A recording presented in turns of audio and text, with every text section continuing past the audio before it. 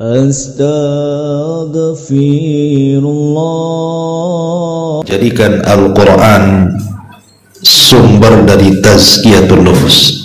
Ma'asyiral muslimat yang dimuliakan Allah subhanahu wa ta'ala, kita tahu bahwa Al-Quran adalah mukjizat terbesar yang Allah subhanahu wa ta'ala anugerahkan kepada Rasul dan kepada umat Islam.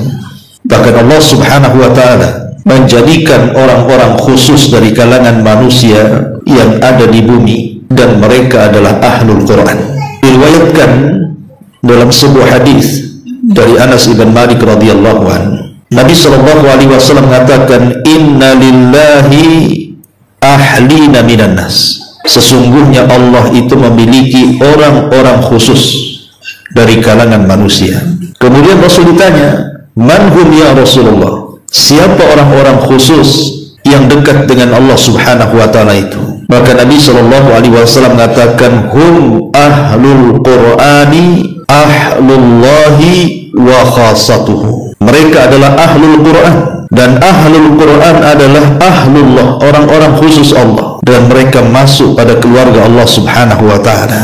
Tentu tidak heran kalau orang yang suka membaca Al-Quran, apalagi gemar membaca Al-Quran, apalagi sampai menghafalkan Al-Quran, mereka adalah keluarga Allah. Mereka adalah orang-orang khusus Allah subhanahu wa ta'ala. Karena orang-orang yang mencintai Al-Quran itu senantiasa diutamakan Allah, baik di dunia ataupun di akhirat. Apabila mereka berada di majelis-majelis, maka ahlul Quran akan menjadikan Quran di hati-hati mereka.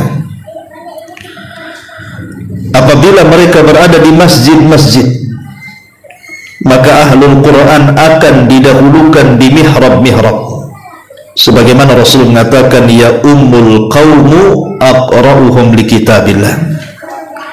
Yang berhak menjadi imam adalah orang yang pakar dengan Quran. Dan apabila dia di kuburan dan sudah meninggal dunia, maka mereka didahulukan, dimasukkan ke liang lahat, sebagaimana Nabi sallallahu alaihi wasallam mengatakan, "Unzuru ayyuhum akhdan bil Quran." Lihat siapa yang banyak hafalannya dalam Quran, yang banyak mengamalkan Al-Quran, yang banyak membaca Al-Quran, lebih dahulukan masuk, kata Rasul, dibandingkan yang lainnya. Ini di dunia, bagaimana pula di akhirat? Maka Rasul sallallahu alaihi wasallam bersabda, "Yuqalu li sahibil Quran, iqra wartaq warattil kama kunta turattil fid dunya, fa inna manzilataka inda akhiri ayatin taqra'uha."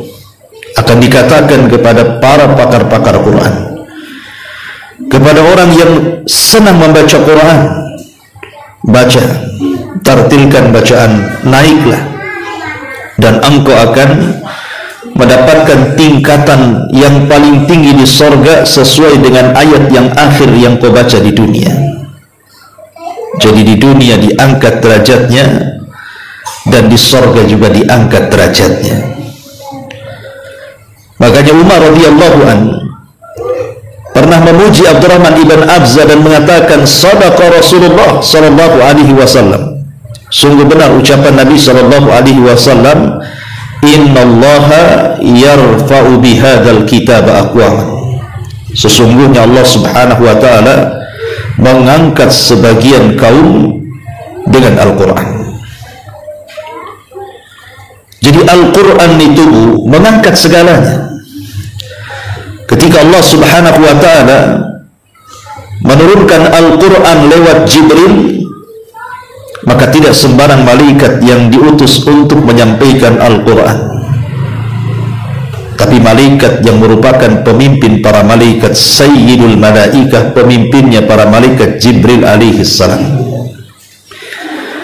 Ketika Al-Quran diturunkan kepada manusia, tidak sembarang diturunkan kepada manusia, tapi diturunkan kepada Sayyidul Anbiya wal Mursalin, pemimpinnya para nabi dan rasul, Nabi kita Muhammad sallallahu alaihi wasallam. Ketika Al-Quran turun kepada Nabi sallallahu alaihi wasallam, tidak sembarang bulan diturunkan Quran, tapi di bulan yang sangat-sangat berkah, Ramadan. Dan tidak sembarang malam, tapi diturunkan di malam yang lebih baik daripada 1000 bulan, malam Lailatul Qadar. Lihat ketinggian dan keutamaan Al-Quran. Kalau saja kemudian Al-Quran menjadikan Jibril pemimpin para malaikat, menjadikan Nabi SAW Sayyidul Anbiya wal Mursalin, menjadikan Ramadan merupakan bulan yang paling utama dari 12 bulan, menjadikan malam Lailatul Qadar pemimpin malam-malam dalam setahun, bahkan turun di kota Mekah, dan Mekah menjadi tempat yang paling suci karena disitulah turunnya Al-Quran. Bagaimana kalau Al-Quran itu, Bu, masuk di dada-dada ibu? Bagaimana kalau Al-Quran itu masuk ke dada-dada kita, masuk ke hati sanubari kita, masuk ke kolbu kita? Maka Nabi SAW mengatakan, khairukum man ta'allamal Qur'ana wa 'allamahu. Maka sebaik-baik di antara kalian adalah orang yang belajar Al-Quran dan mengajarkan Al-Quran. Subhanallah. Ma'asyiral muslimat yang dimuliakan Allah Subhanahu wa ta'ala, wallahi, Bu, saya berani bersumpah kepada Allah Subhanahu wa ta'ala, kalau Al-Quran itu dijadikan pegangan dalam hidup ibu dan keluarga ibu, maka akan mendatangkan keberkahan yang luar biasa. Dan ini mujarrab, artinya sesuatu yang sudah dipraktekkan, sesuatu yang sudah dibuktikan oleh para ulama. Bagaimana Al-Quran itu mempengaruhi segala sesuatu yang ada di sekitar kita. Dia bisa mempengaruhi pasangan kita, dia bisa mempengaruhi orang-orang di sekitar kita, bahkan bisa mempengaruhi kita sendiri, bahkan bisa mempengaruhi kepada rizki kita, kepada keberkahan kita, kepada kehidupan kita. Quran itu bisa merubah segalanya. Coba kalau seandainya Al-Quran diterapkan, setiap hari ibu baca Quran 1 lembar, kemudian suami juga membaca Al-Quran, kemudian anak-anak juga membaca Al-Quran, kemudian ajak tetangga-tetangga kita untuk membaca Quran, ibu akan lihat bagaimana pengaruh Al-Quran itu luar biasa dalam kehidupan kita, baik dalam kemudahan rizki, baik dalam kemudahan urusan, baik dalam kemudahan masalah, baik dalam menyelesaikan segala konflik dan begitu seterusnya.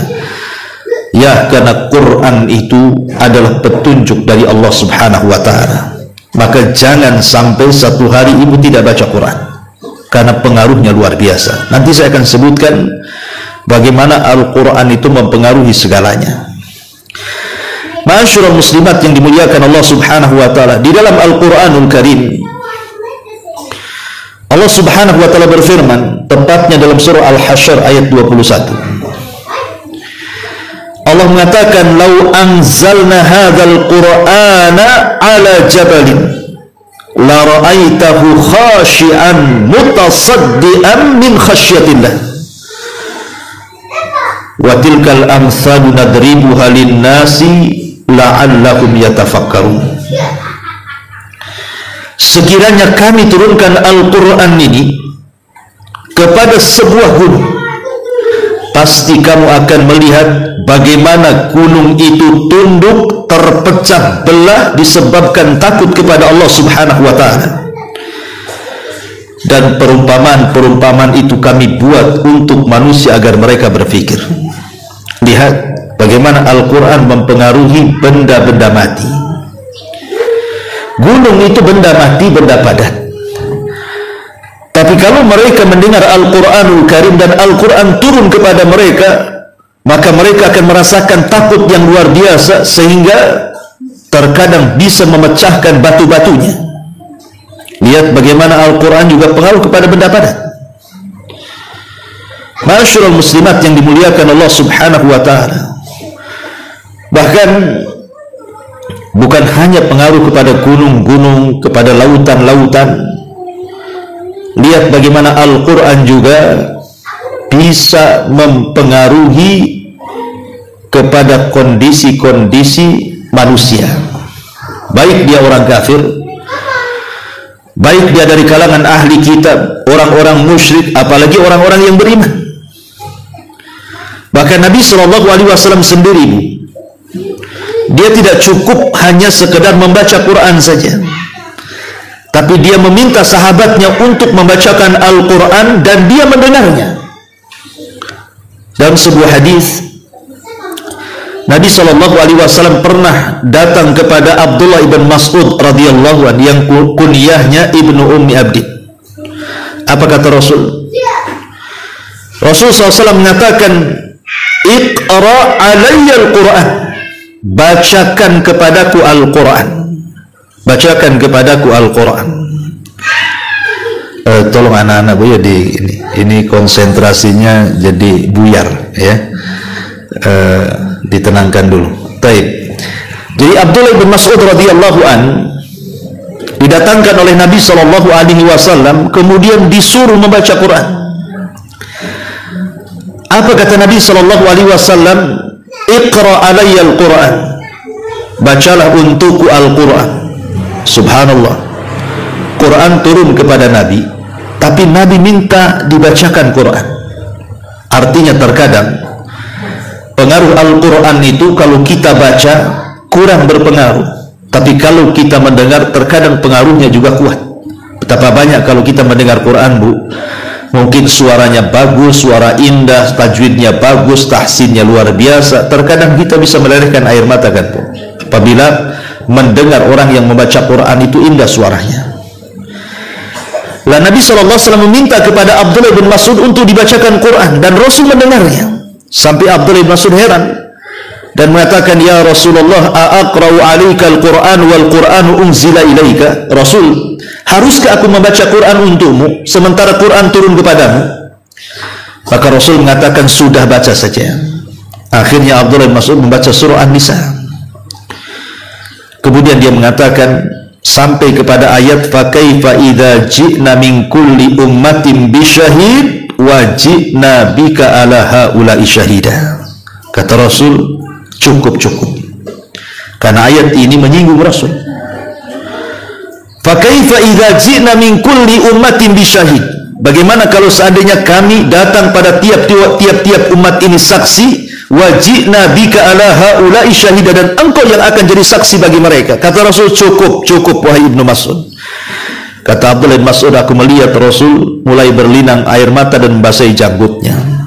Lihat, Nabi SAW terenyuh dengan membaca Al-Quran, terpengaruh hatinya.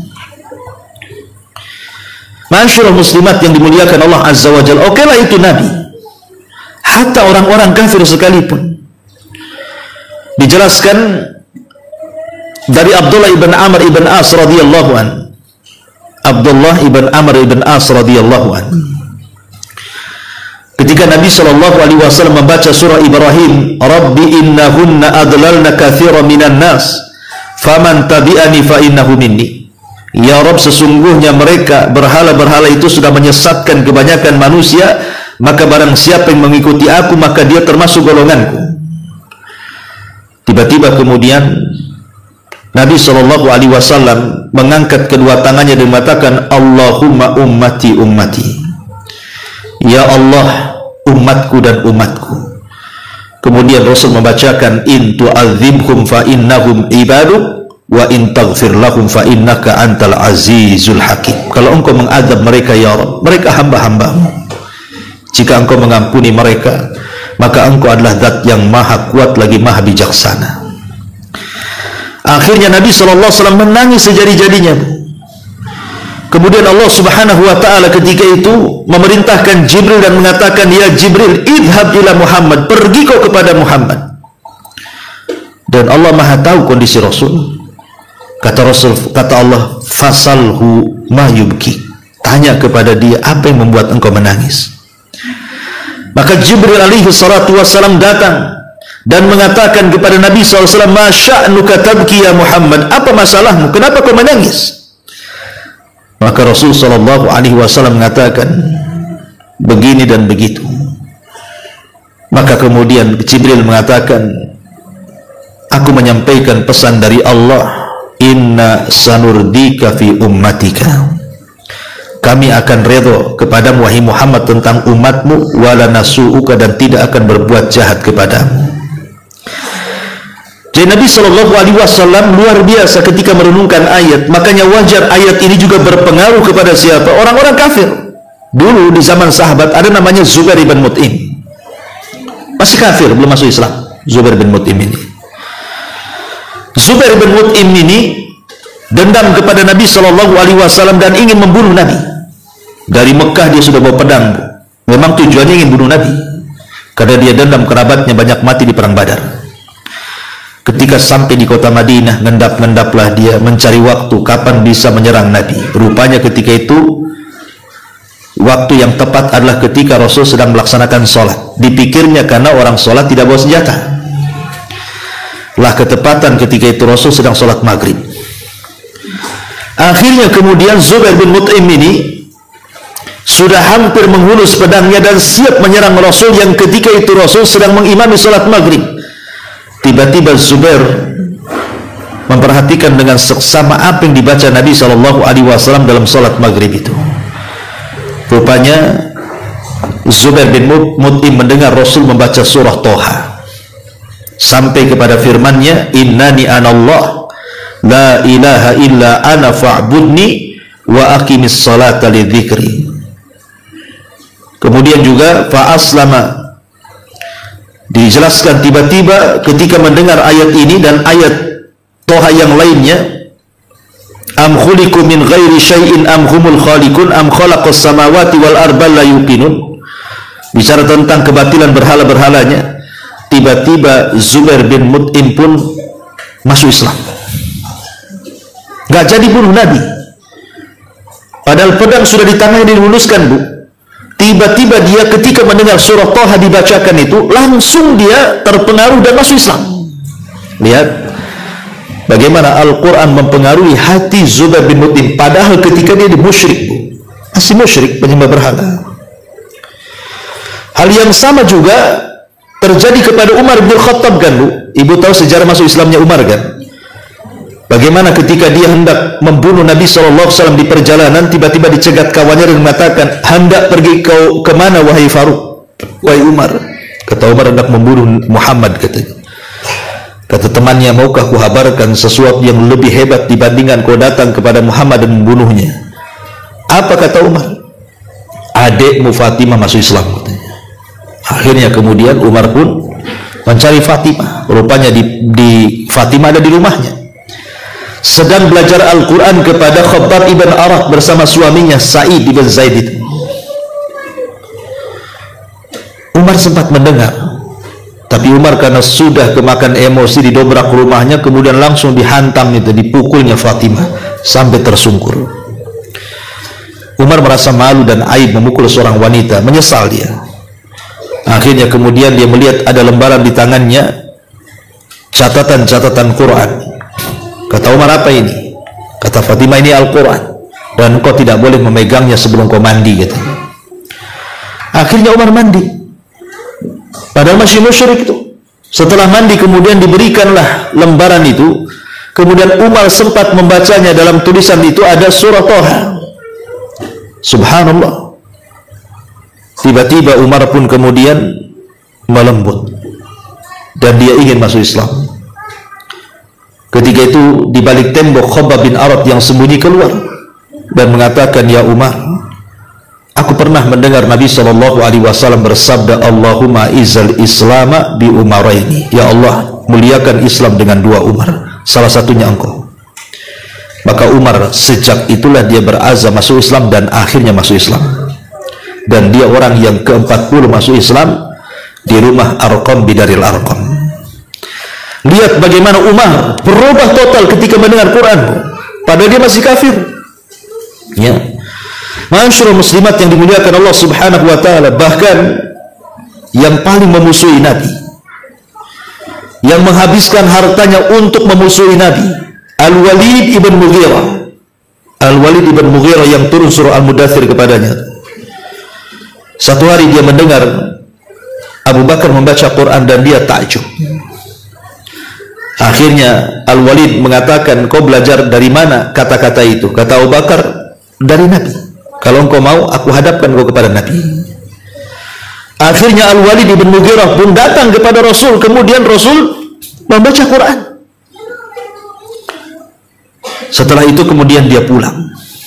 Ketika pulang, orang-orang Quraisy kafir ini heran.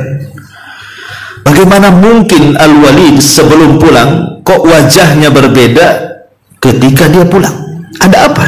Jangan-jangan sudah terpengaruh dengan Muhammad. Apa kata Al-Walid ibn Mughirah? Wahai Quraisy, aku loh orang yang paling paham tentang syair.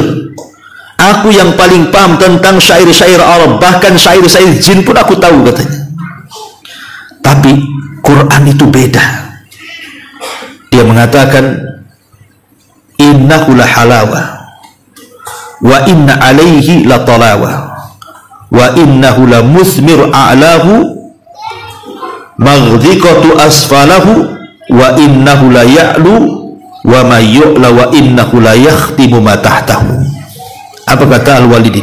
Demi Allah, Quran itu sangat manis, memiliki tilawah kenikmatan-kenikmatan dalam telinga. Bagian atasnya berbuah, sedangkan bagian bawahnya begitu subur. Perkataannya begitu tinggi dan tidak ada yang mengunggulinya, serta menghantam apapun yang ada di bawahnya. Hampir-hampir Al-Walid masuk Islam. Kalau bukan karena takut hilang jabatan, dia sudah masuk Islam, Bu.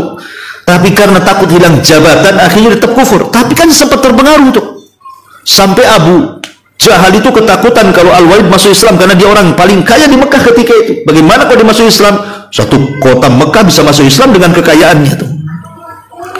Tapi lihat pengaruhnya Quran kepada musuh-musuh Nabi Shallallahu Alaihi Wasallam. Bahkan bukan hanya kepada manusia, kepada bangsa jin Quran itu berpengaruh. Jadi ketika Nabi SAW pulang dari Taif, gagal berdakwah di Taif karena orang Taif lebih ganas dibandingkan orang Quraisy, melempari Rasul sampai Rasul lari 1 mil dengan Usama atau dengan Zaid ibn Harithah pembantunya. Akhirnya kemudian Rasul beristirahat di kebun kurma putra-putra Mughirah. Disitulah Nabi SAW sholat fajar, sholat subuh. Kemudian membaca Al-Quran. Allah takdirkan ada 7 atau 8 jin itu nyasar ke kebun itu dan mendengar Nabi SAW membaca Al-Quran. Tiba-tiba setelah Rasul selesai sholat, kalangan jin ini mengatakan, aman Nabi, kami beriman dengan itu. Dari sini turun surah Jin ayat 1 sampai 2. Qul uhiya ilayya annahu istama'a nafarun minal jinni faqalu inna sami'na qur'anan ajaba yahdi ila rusydi fa'aman nabih walan nusyrika bi rabbina ahada. Katakan, ya Muhammad, telah diwahyukan bahwa ada sekelompok jin, mereka mengatakan kami mendengar Al-Quran yang ajaib yang mengantarkan kepada petunjuk, kami pun beriman dengannya dan kami berjanji tidak akan menyekutukan Allah dengan siapapun. Dan Allah gambarkan lebih lengkapnya dalam surah Al-Ahqaf ayat 29 sampai 32. Wa id sarafna ilaika nafaran minal jinni yastami'unal Qur'an falamma hadaruhu qalu ansitu falamma qudiya wallau ila qaumihim mundzirin. Ketika kami palingkan kepadamu sekelompok jin, kata Allah, mendengarkan bacaan Quran. Ketika mereka hadir mendengarkan, mereka mengatakan diam, diam. Dengarkan orang itu membaca. Kemudian mereka beriman. Setelah itu mereka berpaling pulang ke kaumnya dan menjadi pemberi peringatan kepada kaum sesama bangsa jin. Subhanallah, 1 kali dengar Quran, jin beriman, Bu. Itulah kadang-kadang, Bu, ya, kita ini tidak lebih baik daripada jin pula. Jin sekali mendengar beriman, Bu. Manusia ini berkali-kali dengar Quran, Bu, tidak beriman. Kadang-kadang lari pula orang dengar Quran itu. Coba ibu bawa Quran, ada tetangga yang sedang merumpi, Bu, duduk di sampingnya baca surah Al-Baqarah, Bu. Buyar itu, Bu. Ini tempat merumpi, kok salah tempat katanya. Kadang-kadang kan aneh, Bu. Saya pikir Quran dibacakan jin aja yang lari, tetangga pun bisa lari. Ya mungkin ada jinnya, mungkin itu. Ya, tapi yang jelas bahwa bagaimana di sini Al-Quran itu mempengaruhi sampai kepada bangsa jin, kan luar biasa, ya, luar biasa pengaruh Al-Quran itu. Ma'asyiral muslimat yang dimuliakan Allah Subhanahu wa taala, bahkan Quran juga mempengaruhi para malaikat, bukan jin aja, malaikat aja terpengaruh. Disebutkan dalam Bukhari Muslim tentang seorang sahabat namanya Usaid bin Khudair radhiyallahu anhu. Jadi Usaid bin Khudair ini satu hari, satu malam dia membaca Quran. Tiba-tiba kuda yang diikatnya itu ramai aja. Sementara di samping kudanya ada putranya Yahya yang sedang tidur. Jadi setiap dia baca Quran, kudanya ngeringki, ramai bergerak. Akhirnya dia takut kalau kakinya menyepak anaknya si Yahya itu. Berhenti dia. Baca Quran gitu lagi, berhenti lagi. Sampai karena ketakutan berhenti, dia tidak baca Quran. Tapi dia sempat melihat ada kilat dari langit. Keesokan harinya dia datang kepada Nabi SAW menceritakan hal itu. Apa kata Rasulullah? Kenapa kau tidak teruskan bacaan Quran? Kenapa kau berhenti? Kalau engkau meneruskan bacaanmu, maksudnya bacaan Qurannya Usaid bin Khudair ini, apa kata Nabi SAW? Maka akan turun sakinah, ketenangan dari langit yang dibawa para malaikat. Ya. Jadi malaikat terpengaruh kepada orang yang membaca Quran dan akan menurunkan sakinah, ketenangannya kepada siapapun yang membacanya. Ma'asyiral muslimat yang dimuliakan Allah Azza wa Jalla, bahkan sampai kepada ahli kitab sekalipun. Ahli kitab itu kan sudah punya kitab. Mereka Yahudi punya Taurat, Nasrani punya Injil. Tetapi ketika sebagian mereka membaca Quran, mereka terpengaruh. Ingat kisah Raja Najasyi. Najasyi itu kan tokoh Nasrani dan juga raja dari raja-raja Ethiopia. Ketika para sahabat hijrah pertama kali ke Habasyah, ke negerinya Najasyi, maka orang-orang Quraisy kan tidak setuju, bahkan mengutus Amr ibn As untuk mengembalikan mereka. Tapi terjadilah perdebatan antara para sahabat orang musyrik dan juga di hadapan Raja Najasyi.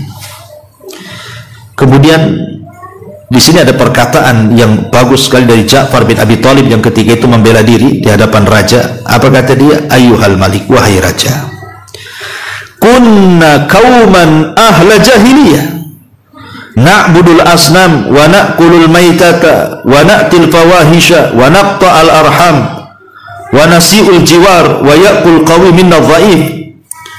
Dulu kami ini umat yang jahil, wahai raja.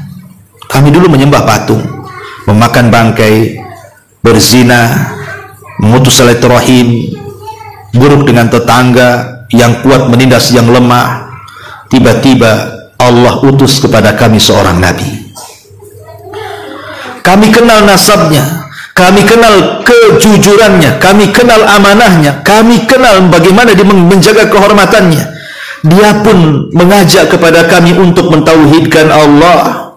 Dia pun mengajak kami untuk berkata dengan kata-kata yang jujur. Disuruhnya kita amanah, disuruhnya kita silaturahim, disuruhnya kita berbuat baik kepada tetangga, disuruhnya kita untuk tidak melakukan yang haram, melakukan zina, mengucapkan kalimat kotor, memakan harta anak yatim, menuduh manusia baik, wanita baik-baik, berzina, memerintahkan kami beribadah, sholat, zakat, puasa, terus disebutkan sampai akhirnya Amr ibn As ini mempengaruhi Najasyi dan mengatakan, ya memang seperti itu, tapi kata Amr ibn As kepada Najasyi itu, dia mengatakan tentang ibunda kalian dan Isa bin Maryam begini dan begitu. Akhirnya kemudian Ja'far ibn Abi Thalib membacakan surah Maryam, bagaimana sikap kaum muslimin terhadap Maryam dan Isa. Dalam surah Maryam kan diceritakan ketika Najasyi mendengar bagaimana Al-Quran membaca, ketika Ja'far bin Abi Thalib membacakan surah Maryam itu, sampai meleleh air matanya, terpengaruh dengan bacaan Quran. Itu Najasyi yang sudah punya agama, yang sudah yakin dengan Injil, tapi ketika mendengar Quran dia bisa melelehkan air mata, dan akhirnya Najasyi pun masuk Islam. Walaupun cuma satu orang kan yang masuk Islam dari kalangan Ethiopia, ya, rajanya sendiri. Tapi bagaimana Quran itu membawa pengaruh luar biasa ke dalam hati, pengaruh yang luar biasa ke dalam hati kita, dan bisa merubah kita. Ma'asyiral muslimat yang dimuliakan Allah Azza wa Jalla, baik di sini mu'alif hafizahullah taala dalam bab ketiga ini menjadikan Al-Quran sebagai sumber tazkiyatun nufus. Beliau mencantumkan firman Allah Azza wa Jalla di sini, laqad mannallahu 'alal mu'minin id ba'atsa fihim rasulan min anfusihim yatlu 'alaihim ayatihi wa yuzakkihim wa yu'allimuhumul kitaba wal hikmah. Sungguh Allah telah memberi karunia kepada orang-orang yang beriman ketika Allah mengutus pada mereka seorang rasul dari golongan mereka sendiri, di mana tugas seorang rasul ini membacakan kepada mereka Al-Quran, ayat-ayat Allah, dan datang membersihkan jiwa mereka dan mengajarkan kepada mereka Alkitab dan juga Al-Hikmah, kebijaksanaan. Lihat, salah satu tujuan diturunkan Al-Quran adalah membersihkan jiwa. Kenapa demikian? Apa rahasia kenapa Quran itu bisa membersihkan jiwa-jiwa kita, hati-hati kita? Karena Quran itu petunjuk, Bu. Begini, Bu, ya, di dalam jasad saya, di dalam jasad ibu ada hati. Hati ini sangat kecil, tapi memiliki pengaruh yang luar biasa kepada badan dan lingkungan. Padahal dia kecil hati itu, hanya sekepal saja hati itu kan, tapi pengaruhnya luar biasa. Di mana hati kita ini bisa baik dan bisa jahat. Kalau dia baik, terpengaruh seluruh anggota badannya. Kalau dia jahat, terpengaruh juga seluruh anggota badannya. Kata Nabi SAW, idza saluhat saluhal jasadu kulluh wa idza fasadat fasadal jasadu kulluh. Kalau hati ini baik, maka baik semuanya. Kalau hati jahat, jahat semuanya. Itulah hati. Hati itu seperti itu. Lah kalau hati seperti ini, pengaruhnya luar biasa hati ini, ya. Orang bisa baik dan orang bisa jahat. Kalau hati yang bisa menentukan arah kemana badan ini harus bergerak, kepada kebaikankah ataukah kepada kejahatankah, kemudian dipenuhi dengan hidayah, dipenuhi dengan Al-Quran yang merupakan hidayah, yang di dalamnya ada wejangan-wejangan, ada perintah-perintah, ada larangan-larangan, ada kebaikan-kebaikan, saya kira hati itu pasti akan dipenuhi dengan kebaikan. Dan kalau hati dipenuhi dengan kebaikan, anggota badan itu hanya mengikuti saja. Apa kata hati? Kata hati, mata, Quran melarang kau memandang yang haram, pandang yang halal. Maka mata akan memandang yang halal. Telinga, Quran melarang kau mendengar ghibah, kau mendengar hal-hal yang dosa. Dengarkan ke yang bagus, dengarkan Quran, dengarkan dzikir, dengarkan nasihat. Maka telinga akan menurut. Kata hati, lisan, jangan kau suka ghibah ya. Quran menyuruh tidak boleh ghibah, karena berghibah itu sama dengan memakan bangkai saudaranya. Ayuhibbu ahadukum an ya'kula lahma akhihi faitan fakarihtumu.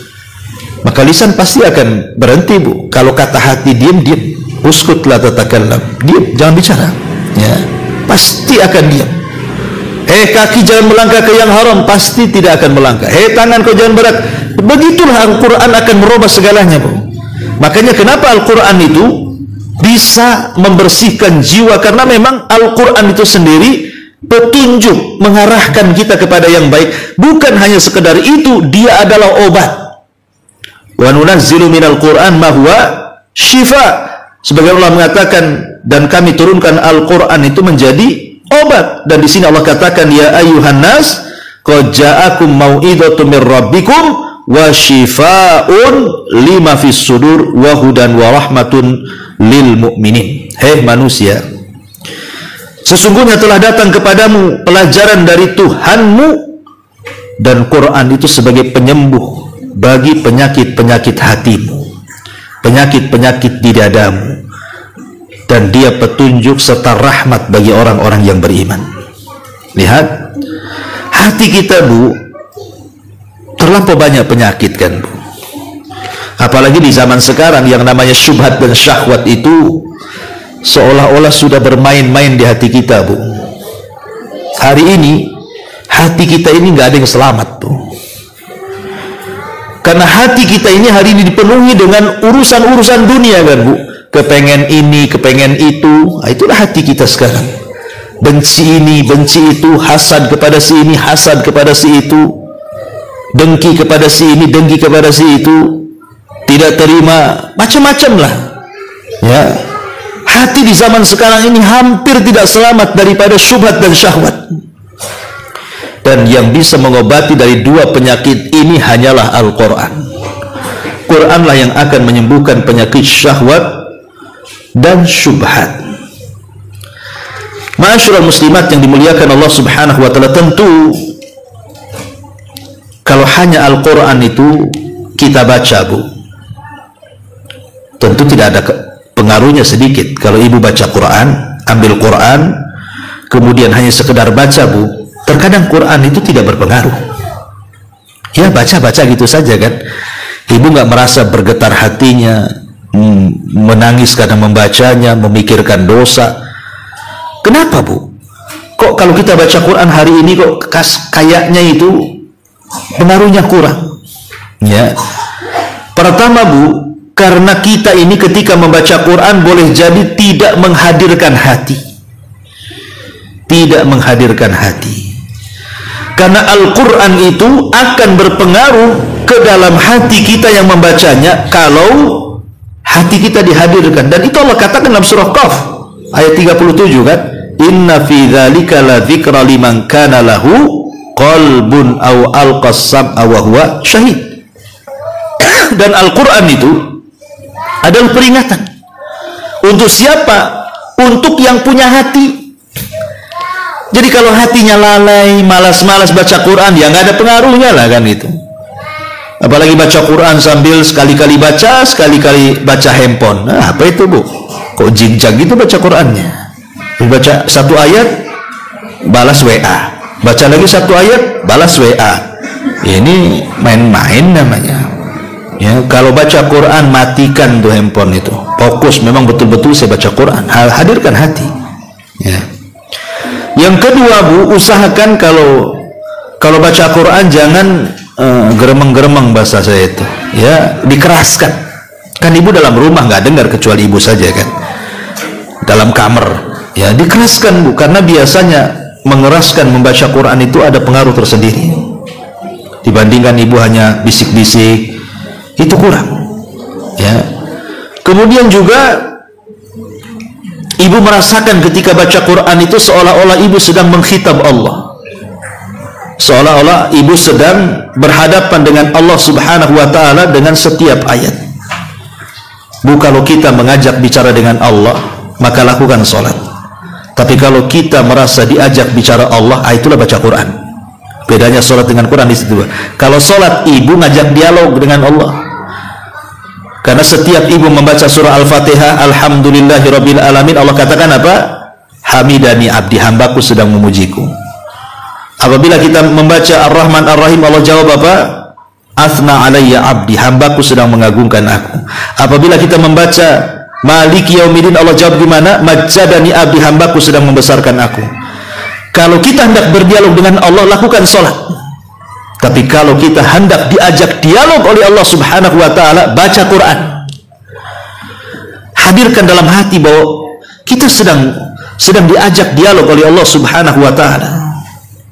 Sehingga nggak main-main. Ibu saja kalau seandainya datang ke wali kota, gubernur, ditata rapi bahasanya. Ya kan, takut salah, takut tersinggung, masalah nih. Masa sama wali kota ditata rapi, kok kepada Allah kok asal-asalan, nih gimana ceritanya? Ya, tentu akan lebih lagi kan, kita lebih sopan lagi dengan Allah Subhanahu wa taala. Termasuk juga kalau ingin terasa ketika baca Quran itu, cobalah mentadaburi ayat-ayat itu. Alhamdulillah, Bu, sekarang kan sudah dimudahkan tuh terjemahan Quran, ya. Sekali-kali ibu mungkin sudah menghatamkan beberapa kali hatam Quran itu, bacalah terjemahannya supaya ibu minimalnya tahu isinya. Ya. Syukur-syukur ibu membeli tafsir terjemahan, ibu juga baca tafsirnya supaya makin lagi paham, oh begini si Quran itu rupanya. Sehingga makin lagi pengaruhnya luar biasa kepada kita. Kemudian coba juga baca-baca kisah-kisah dalam Quran. Kisah-kisah Quran kan banyak tuh, Bu. Kisah-kisah orang dulu, kisah para nabi. Karena terkadang kisah itu mempengaruhi juga tuh. Ya.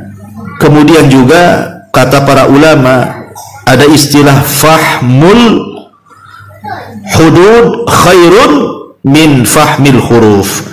Bahwa memahami batasan-batasan, hukum-hukum, larangan-larangan, wejangan-wejangan dalam Al-Quran itu jauh lebih baik dibandingkan hanya sekedar memperhatikan bacaannya, tajwidnya, tahsinnya, dan begitu seterusnya. Dua-duanya baik, tetapi kalau lebih baik lagi ibu renungkan isinya. Baru Quran itu akan mempengaruhi kita, dan akan lebih mempengaruhi lagi, Bu, kalau dibaca di sepertiga malam akhir. Ketika manusia sudah tidur, ibu tahajud, ambil Quran, baca, itu pengaruhnya luar biasa, Bu. Karena Allah yang mengatakan inna nasyi'atal laili hiya ashaddu wat'aw wa aqwamu qila. Jadi bacaan Quran di malam hari itu lebih berasa kepada jiwa, itu Allah yang mengatakan. Sehingga pengaruhnya luar biasa gitu ya. Kalau digunakan untuk qiyamul lail atau dibaca ketika di sepertiga malam. Karena Allah mengatakan wat'an wa aqwamu qila, itu lebih berasa kepada jiwa kita, lebih berasa kepada hati kita. Ma'asyiral muslimat yang dimuliakan Allah Subhanahu wa taala, tapi ya gitulah kadang-kadang karena kita ini hidup di dunia banyak masalah, sedih, banyak persoalan, muskilah, kesulitan di mana-mana, ya kan? Kemudian bukannya mendekat Al-Qur'an, makin jauh dari Al-Qur'an.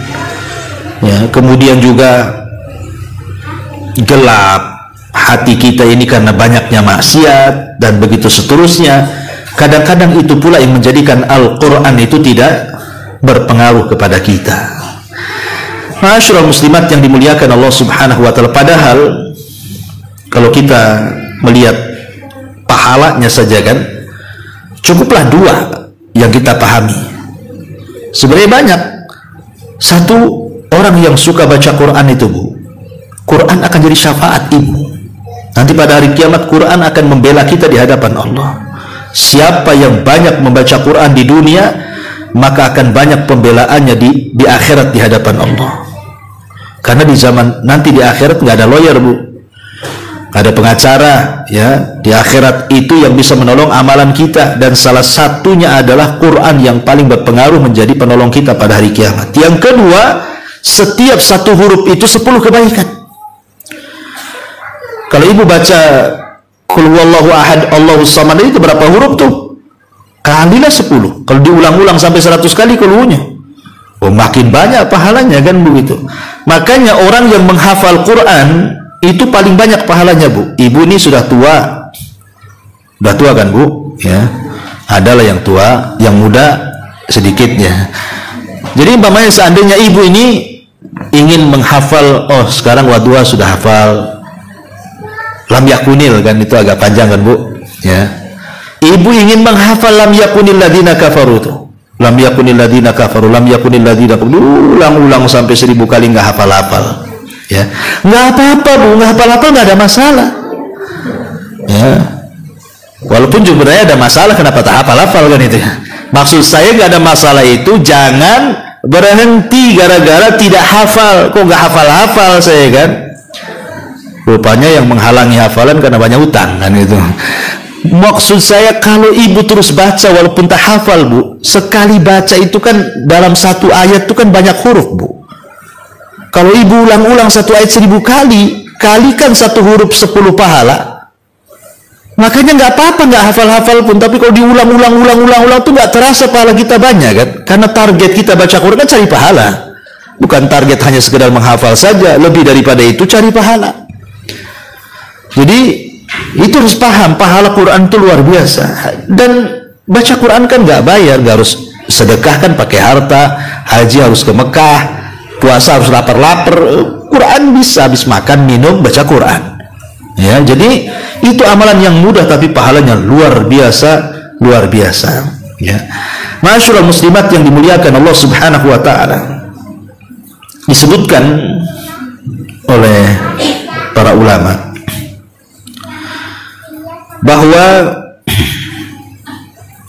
Al-Quran ini memiliki buah, memiliki pengaruh buah yang sangat luar biasa yang bisa mempengaruhi hati-hati kita. Apa saja pengaruh Al-Quran kepada hati kita itu? Satu, ziyadatul iman. Kalau orang betul-betul membacanya, memang mencari pahala dengan adab-adabnya, pasti Bu, iman akan senantiasa bertambah. Innamal mu'minuna alladzina idza dzukirallahu wajilat qulubuhum wa idza tuliyat 'alaihim ayatuhu zadatuhum imana. Bertambah iman kita Bu kalau dibacakan Quran atau membaca Quran itu. Yang kedua, sholahul qulub. Hati jadi baik. Hati jadi baik. Kenapa demikian? Karena tadi saya katakan Quran ini bisa menghilangkan penyakit syahwat dan syubhat.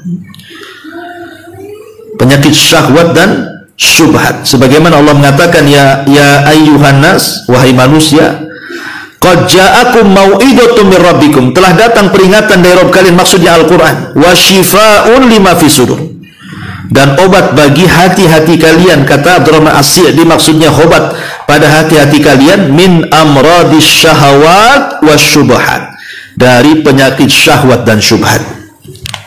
Kemudian yang ketiga, orang yang suka membaca Quran, cinta, senang, gemar, itu akan mudah melakukan ketaatan. Al-iqbal ala ta'atillah. Dia akan mudah untuk menangis, mudah untuk takut, mudah untuk, pokoknya akan mempermudah ibadah dia kepada Allah Azza wa Jalla kalau orang tidak lepas daripada Quran.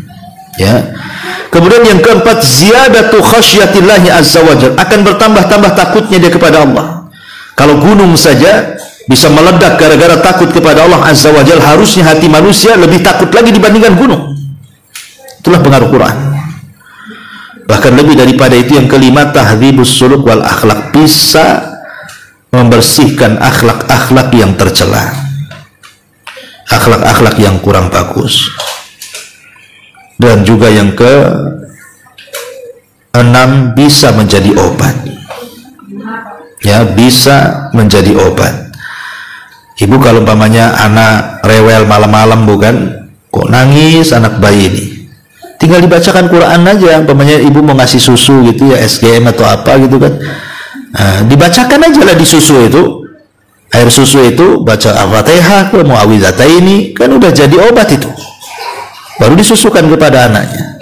Yakin ibu niatkan untuk obat kan itu ya. Sebenarnya kalau kita lebih bergantung kepada Allah Azza wa Jalla itu, maka semua akan dipermudah. Dan kalau hati kita bersih Bu, kita tidak mungkin bosan membaca Quran. Dan itu ucapan Utsman bin Affan radhiyallahu mengatakan, lau taharat qulubukum ma sabita min kalami rabbikum. Kalau hati kalian bersih, kata Utsman, kalian gak akan mungkin kenyang tuh. Baca Quran, pasti akan baca Quran terus. Cuman hati kita ini kadang udah kotor Bu, udah banyak dengki, banyak dendam, banyak hasad, mikir dunia. Kadang-kadang nengok Quran itu kayaknya kurang ini ya, kurang tertarik gitu ya. Bahkan ketika ibu menikah dengan suami, maharnya Al-Quran dan seperangkat alat sholat Bu, masih aja di etalase tuh Quran tuh, gak keluar-keluar. Sejak kawin sampai umur 60 tahun di etalase dia kan. Ini untuk dipajang, kok untuk dibaca. Kalau saya masih ingat dulu, masih kecil-kecil saya itu masih sering ke musola, ke langgar kan, itu kadang-kadang banyak Quran sobek itu, banyak sekali Quran sobek itu, sampai kalau kita nyari Quran yang benar itu hampir tidak ada tuh, mesti nanti satu surat hilang. Ya, kenapa? Karena orang dulu tuh rajin baca Quran tuh, sampai kalau nyari Quran yang benar itu susah tuh. Sekarang Bu, saya masuk ke masjid itu rapi Quran itu di etalase Bu, rapi, saat jilid-jilidnya kayak nggak pernah disentuh. Itu Ramadan aja tuh keluarnya itu kuncinya tuh. Nah, ini kan kemunduran.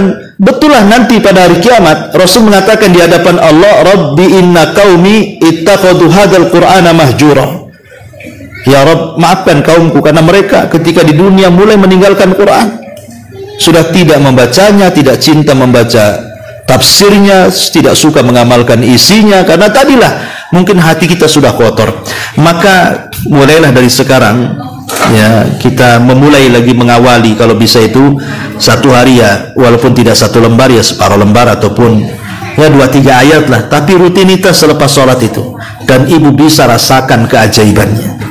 bisa merasakan keajaibannya.